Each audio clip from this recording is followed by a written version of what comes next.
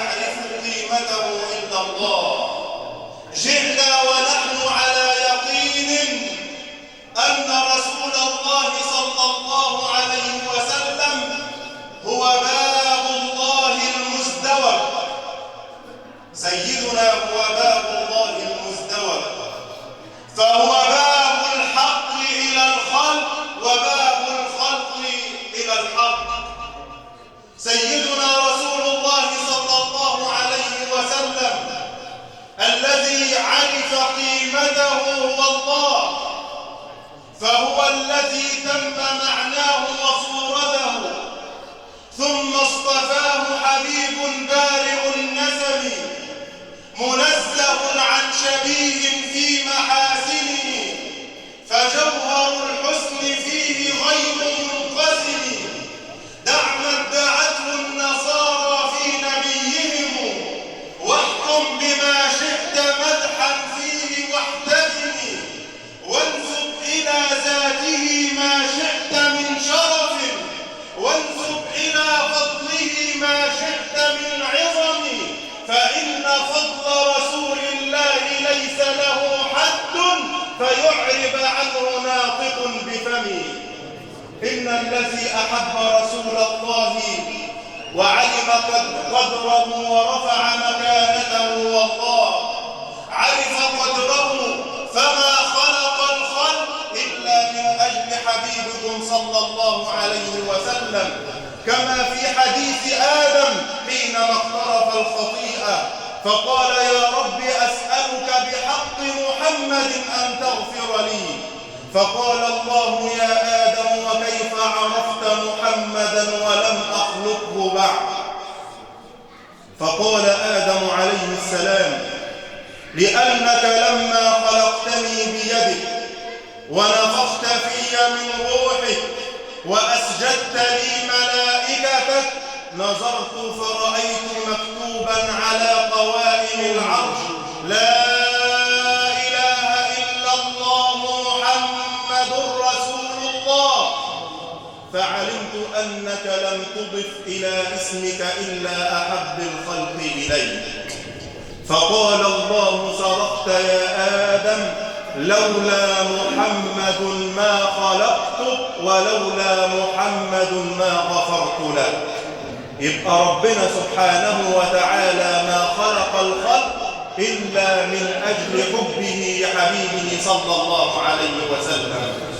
ثم يأتي بعد ذلك محبة الصحابة لسيدنا رسول الله صلى الله عليه وسلم، فها هو سيدنا أبو بكر رضي الله عنه أحب رسول الله، أحبه يوم أن خرج مهاجرا إلى المدينة التي نورت بنوره، فكان يسير أمام رسول الله مرة ويسير خلف رسول الله مرة ويسير عن شماله مرة وعن يمينه أخرى، وما كل ذلك إلا لحبه له صلى الله عليه وسلم. انظروا إلى محبته أيضا يوم أن رفض الصديق أن يدخل سيدنا الصادق الغار، فدخل سيدنا الصديق حتى ينظف الغار حتى لا يصاب رسول الله صلى الله عليه وسلم بأذى. إن سيدنا وهو في الغار قطع ثوبه من أجل أن يسد الشقوق خوفا أن يصاب رسول الله. أرأيتم حبا كهذا الحب؟ أرأيتم وفاء كهذا الوفاء؟ وهذا الذي دفع سيدنا الصديق أبو بكر رضي الله عنه أن يدفن بجوار رسول الله لشدة حبه لرسول الله. فلما حضرته الوفاة قال لمن حوله من الصحابة إذا أنا مت فغسلوني ثم كفنوني ثم احملوني إلى روضة حبيبي رسول الله، وليقم أحدكم ولينادي على رسول الله يا رسول الله إن أبا بكر يريد أن يدفن بجواره. فلما انتقل الصديق إلى الرفيق الأعلى وغسله الصحابة وكفنوه وذهبوا به إلى روضة الحبيب، قام أحد الصحابة موجها نداءه إلى الحي الذي يسمع وإلى الذي هو قائم في قبره يستغفر لنا وإلى الذي لم تأكل الأرض من جسده، يا رسول الله. أبو بكر يريد أن يدفن بجواره، ففتح باب الروضة دون أن يفتحه أحد، وسمعوا من يناديهم أن ادفنوا الحبيب بجوار حبيبه. إنها محبة سيدنا الصديق لسيدنا الصادق أحباب رسول الله صلى الله عليه وسلم. اختصارا للوقت، انظروا وشاهدوا، انظروا إلى شعب أبي طالب.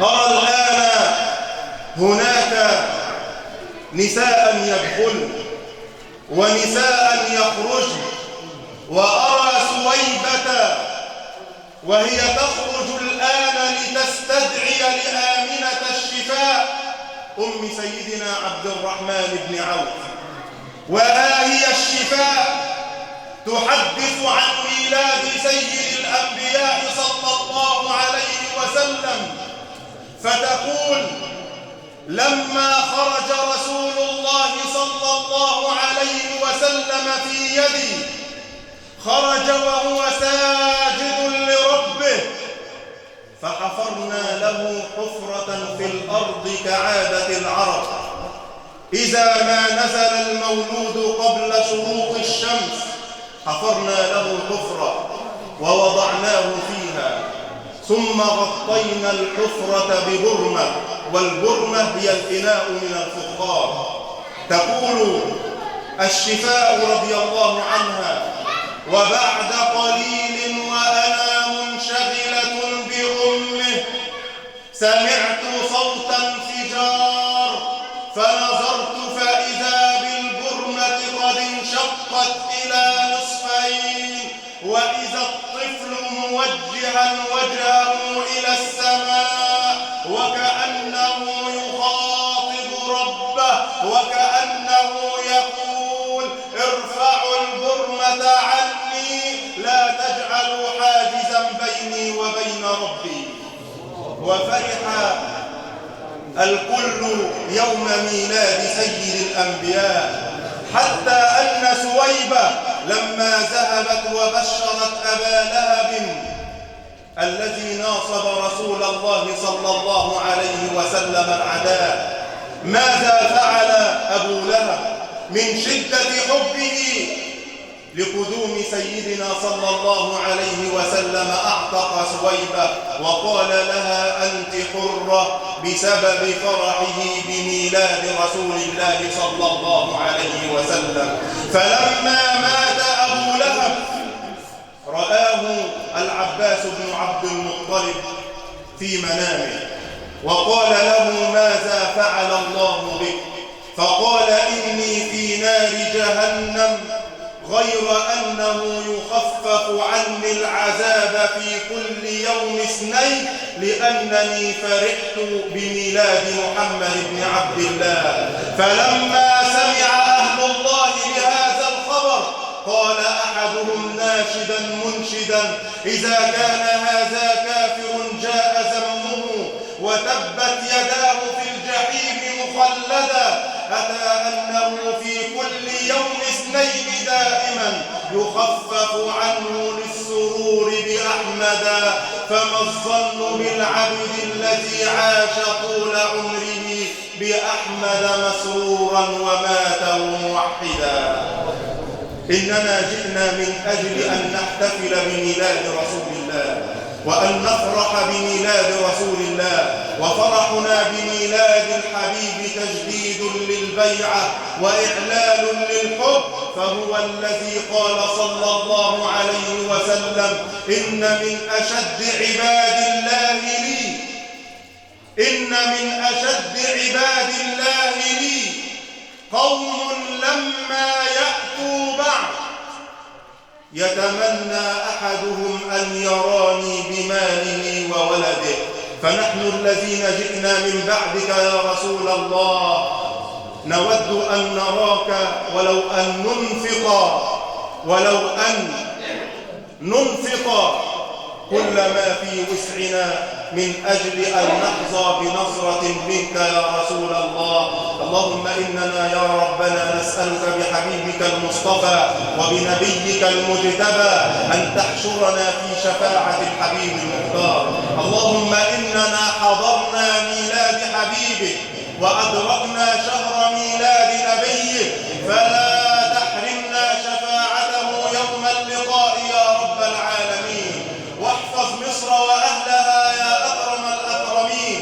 اللهم بجاه حبيبك المصطفى اجعل ما حدث اليوم وما حدث أول أمس اجعلها واجعل الشهداء في رحمتك وفي رعايتك، واجعل مصر وأهلها في ضمانك أنت وحدك يا رب العالمين.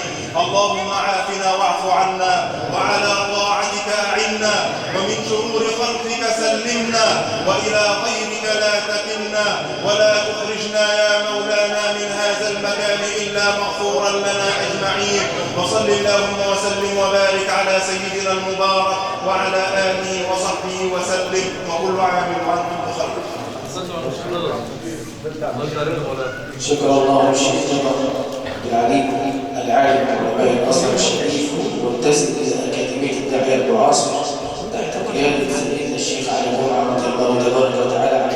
أيها الأحباب، أذكر لحضرتك حديث سيدنا النبي صلى الله عليه وسلم بنسمعه كثيرا، لكن في لمحة بسيطة أفضل تحتاج لها. سيدنا النبي يقول إيه؟ اشتقت لأحبابي. الصحابة يقولوا يا رسول الله أولسنا بأحبابك؟ فقال سيدنا النبي لا، أنتم أحبابي وأصحابي، أما أحبابي بقى الذين آمنوا بي ولم يروني لهم أحد. إحنا إن شاء الله أنا ما رأيت أحدا بيحتفل بسيدنا النبي بخلاف المساجد الكبرى في قرية من القرى مثل قرية الزاويين أو الأمس المسجد الكبير، واليوم في الزاويين في المسجد برضه مسجد الصفا والمروة. أصل اليوم إن شاء الله معلش احنا بننتسب لمسجد الصفا والمروة وبنحاسب شوية. فسيدنا النبي قال إيه؟ آمنوا بي ولم يروا. مش واخد بالك من حاجة؟ سيدنا النبي ما قالش ولم أراهم، قال إيه؟ ولم يروا. لإن سيدنا النبي رآنا في ليلة المعراج ويرانا كل يوم، كلما نسلم على سيدنا رسول الله يرانا رسول الله، وهو القائل ما سلم علي أحد إلا رد الله علي روحي فأرد عليه السلام. فقولوا جميعا معي العدة تاني: السلام عليك يا رسول الله. نختم بالصلاة والتسليم على سيدنا ومولانا رسول الله مع المنشد أحمد محمد عيد، فليتفضل مشكورا.